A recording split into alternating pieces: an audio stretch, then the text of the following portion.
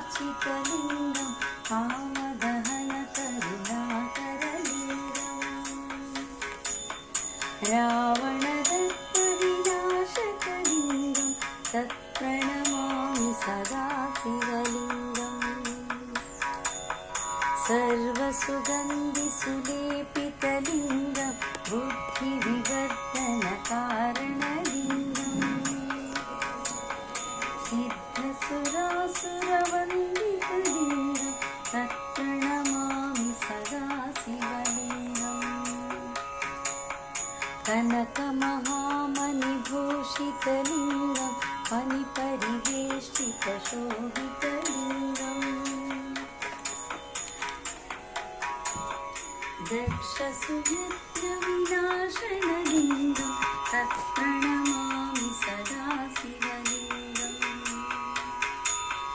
कुङ्कुमचन्दनशोभितलिङ्गं पङ्कजहारसुशोभितलिङ्गम् सञ्चितपापविनाशनलिङ्गं तत्प्रणमामि सदा शिवलिङ्गम् देवगणार्चितसेवितलिङ्गं भावये भक्तिभिरेव च लिङ्गम् दिनकरकोटिप्रभाकरलिङ्गं तत्प्रणमामि सदा शिवलिङ्गम्